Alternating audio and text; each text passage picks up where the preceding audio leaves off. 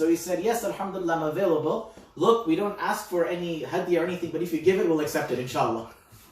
So the question is, can I take a hadiyah for leading Taraweeh? You'll find a lot of opinions on this. There's a famous hadith that people will say that there was a sahabi, he was going and he had a bow on him, and the Prophet ﷺ said, where did you get this bow? He said, Ya Rasulullah, I was collecting the zakat, and during the collection of the zakat, I was given this bow. The Prophet ﷺ said, you're holding a bow of fire. This hadith is da'if and weak, and it is not of the caliber to extrapolate a legal law from here. If you look into the Quran and hadith, and you look into the whole spectrum of the principles of fiqh, you'll understand that though there is a difference of agreement, if we don't give our youth or our huffadh a financial package that sustains them, we will lose the Quran in our generation.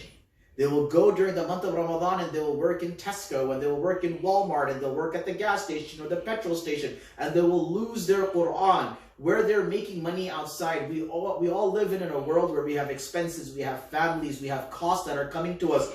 Entice the youth and give them a hadiyah, give them a good hadiyah. Appreciate the work, because while you are enjoying your iftar and you are having an iftar party, that hafiz is sitting behind closed door reading the same page 30 times, 40 times, so that they can come before you and they can recite the Quran in a cohesive manner. Appreciate their work. And people say, well, they should be doing it for Allah's sake, and they shouldn't want a reward. Oh yeah, my dear brother, the only reason you come for Taraweeh is for Jannah. Why aren't you doing it for Allah's sake? So the reality is that the stubborn standards that we have, and I'm sorry for being a bit emphatic on this, but it's really silly when I see young huffadh who have amazing potential, beautiful voices, are being thrown around like a soccer ball or a football, as you guys say, and they're losing their potential, and they inadvertently lose the Quran.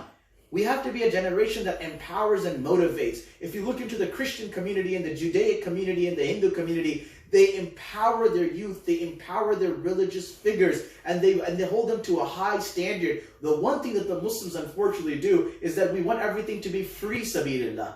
There is no such thing as free sabilillah. Allah is there to give ajr, but you will also get ajr for contributing for it as well. Don't try to get yourself cheapened out by not contributing as well. Give a hadiyah. Not only that, I tell people, when Taraweeh is done, don't be that uncle or auntie in the community that says, oh, your Taraweeh was too fast, or your Taraweeh was too slow, or beta, this voice was like that, or read like so this or that. Don't be that person. Be the individual that goes after Taraweeh, shakes their hand and says, Jazakallah khair Qari Sahab, may Allah bless you and your family, may Allah give you the best. If you can't give them a hadiyah, if you can't bring them some food, if you can't give them some clothes, if you can't give them some itar, at least give them a good word. The Prophet of Allah ﷺ says, لا تحقرن من المعروف شيئا ولو أن تلقى أخاك بوجه طليق. Don't think any good deed is minor, even if it is a good smile.